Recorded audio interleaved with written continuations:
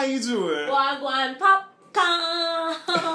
So today we are talking about Adrienne Bailon. She has a new boyfriend, and Adrienne getting dick and the man getting fired. It's crazy out here, but we're gonna talk about it. And we also talk about Bobby Shmurda. Just another brother trying his life, trying to use the race card. And I don't usually say race card. Yeah, you don't. I never say race card, but you was using all 5 of them. Okay? Yeah, exactly. And I have a problem with Target in Brooklyn. Sis, we gotta talk. Let's start the show. Anyway, what up, people? Hi, Welcome guys. What's going on? yet another week of Still Diverted. Do you believe in love after life? Wait, that's the wrong one. I realize every time you sing and I dance on this show, it looks exactly the same. What? Like, if we had, real fans, somebody should make a montage, but every time you sing, I always dance just like this. Every time. Every single time. We should do, a compilation of you doing... Exactly, right? And just be like Malcolm always on beat. I'd be like, yes. Exactly. So really quickly, I have to address something that was brought to my attention last week, or 2 weeks ago. So last week we didn't have a show because we're busy and life took control. But 2 weeks ago, I was accused. Shout out to Essence. Hi, Essence. Hi, Chanel. So they were like, oh, you took off your makeup. And I was like, what are you talking about? And they was like, oh, you had on makeup for today's show. I said, oh, no, honey punch. What show is this? This is last show, the Biggie and Company show. Pull it up real quick. I'm trying to. Oh, no, it's going to take a long time to load, of course. But right. I had on the black Scully and, the white, the black sweater or whatever. Mm-hmm. I'm just like, how dare you? This is beat by God. Now watch today, I don't look beat because I'm exhausted. I'm so tired. But, anyway, yeah. All right, so let's talk about people. So, first up, Adrienne Bailon. So, first, this story was, really near and dear to my heart because as a I wasn't really a fan. What's his name? Langston Hughes? His name is Israel Horton. Langston Hughes. Langston Hughes. I don't know why. Okay, go ahead. Especially when you look like you teach Langston Hughes. Anyway, we have a studio audience here. So, what was I going to say? Oh, yeah, so Adrienne Bailon. So, I'm really not that much of a fan of, 3LW, but I was a huge fan of Cheetah Girls, and I like The Real. So, Adrienne feels very near and dear to my heart. Yeah. So, if you recall, last year, Adrienne was engaged to this guy named Lenny. Her and Lenny have been dating for, 7 years. It was a very cute engagement all over Instagram, so on and so forth. Well, the two didn't make it. They ended up breaking off the engagement. Right. And now Adrienne is dating this very much older guy. I think this guy's 46, 48. Right. Somewhere up there. But his name is Israel Horton. And oddly enough, Israel just got divorced from his ex-wife. Right. Adrienne was dating and engaged to Lenny. His ex-wife of 20 years. Yes. And the 4 of them are all in this crew together. So it's they double date, they whatever. When Adrienne and Lenny got engaged, Israel put up something on his Instagram, congrats to these 2 lovebirds, so on and so forth.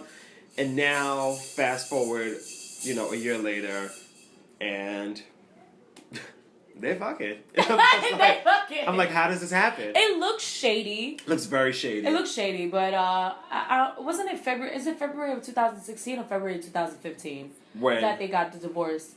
The wife and I'm not too sure. Okay, so this guy, if you guys don't know, he works at Joel Osteen's church. Yep, Lakewood Ministries. Right, and just is it Lakewood? Yeah, Lakewood Ministries. I'm glad you know that. That's beautiful. I watched Joel Osteen. Still? Not no more. I was just gonna say I ain't seen it a couple of weeks, but last Sunday the Atlanta reunion was on, so I was like, oh, girl priorities. Exactly. We got things to watch. So he used to work at the church, and now he's been fired because of the allegations. Yeah, but because he's already divorced. So yeah, because they're thinking he was cheating on his wife with Adrienne while he was still married, and so on and so forth. So the whole Liquid Ministries tweeted, and they were like, oh, I recall him Langston. Israel has definitely been removed, indefinite hiatus type thing, and then he tweeted oh, always got love for my Lakewood family. Stay up, my niggas, keep your head up. So, yeah, it's crazy. It's just crazy. Well, I'm not. It does seem low key sus though. It does seem low key sus, but. You know what? People get out of marriages and after 20 years, and then they really find their love of their lives. After that whole 20 years, there are people who get into relationships for 5 years, 6 years, never get married, probably in their late 20s, and then they break up with each other, and then they end up in another relationship where they end up marrying in person after 2 months. Time doesn't mean anything. Time doesn't mean anything. Which is so crazy. And I feel like Adrienne's been not looking for love, but she's been wanting love. Adrienne's been looking for love.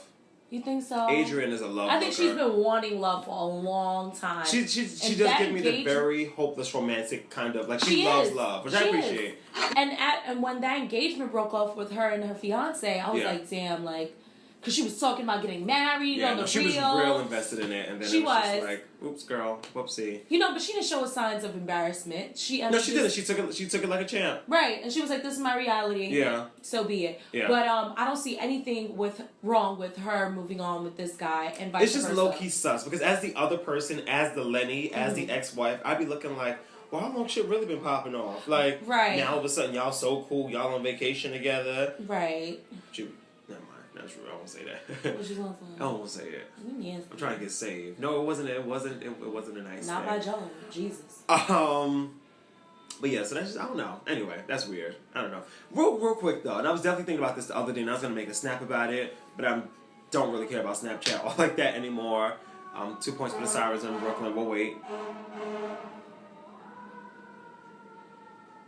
They're trying to save someone's life, so just be respectful. Clearly. No, but shout out to all the people that's like in relationships but not like in love.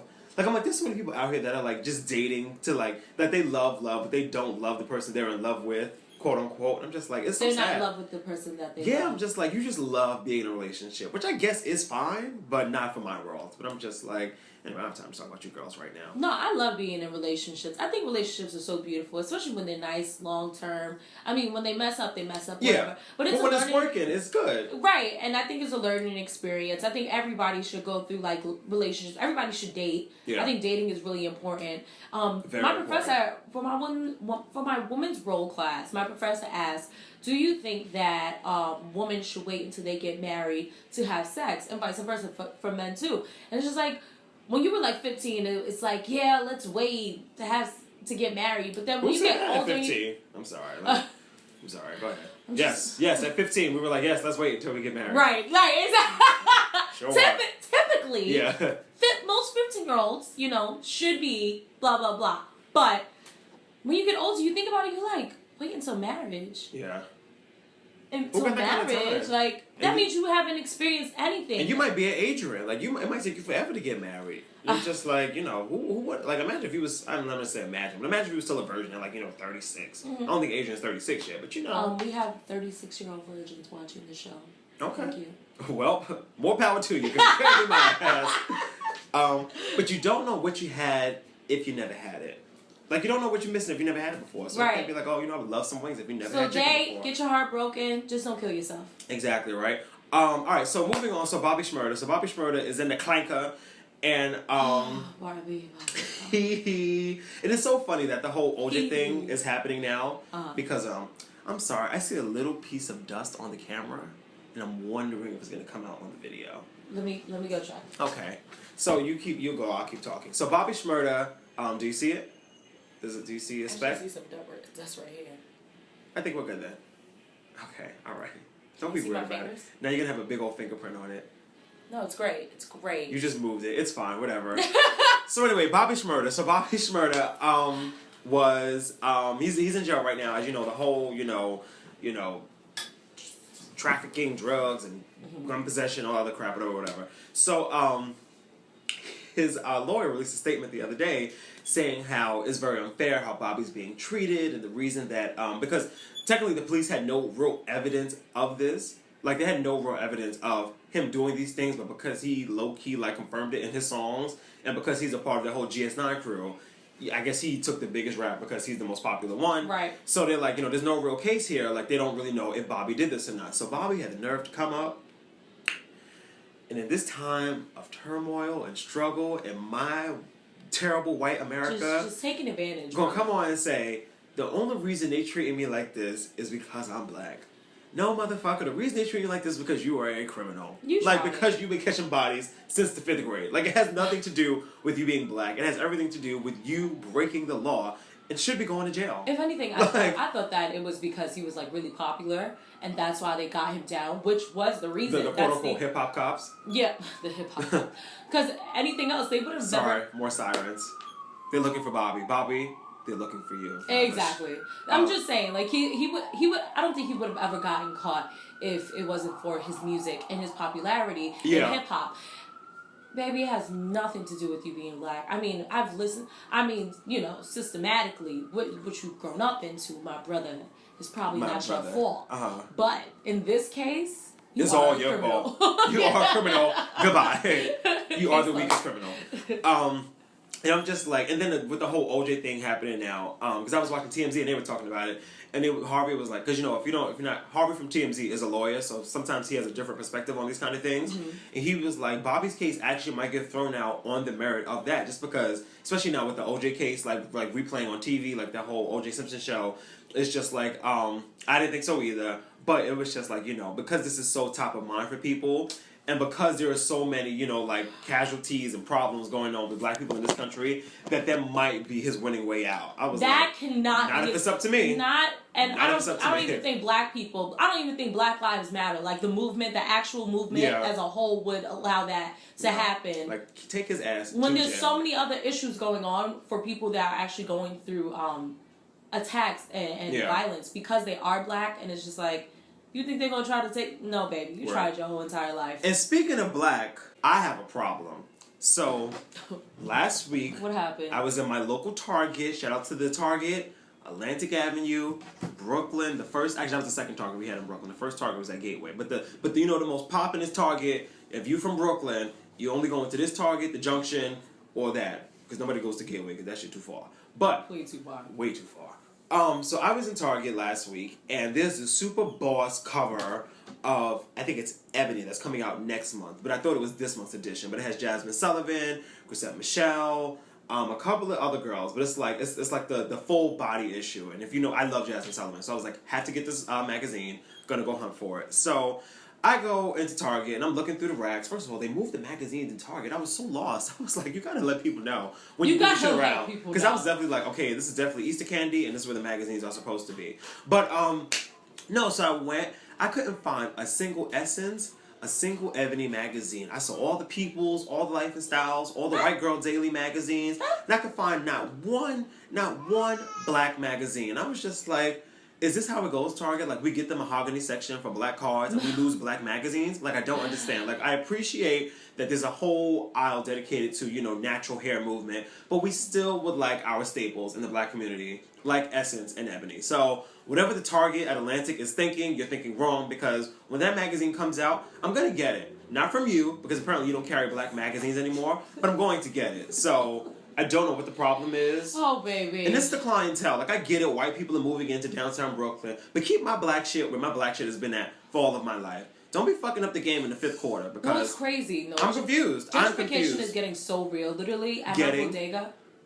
Oh, that story was out yesterday too, right? Listen, okay? I was looking at my bodega, deli, whatever you guys want to call it.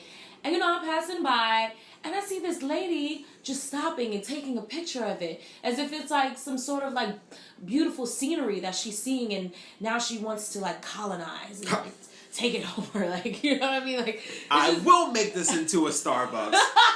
This like, will be a yoga place. Like, I love that how Starbucks is like the pedestal for everything. No, that's when you know some shit is changing. When a Starbucks comes into a neighborhood, you're like, oh, watch. It's just like, girl. Don't take pictures. Put your camera down. Put your phone down. I was like, people already live here, okay? People already sell the crack here. Like, leave it alone, okay?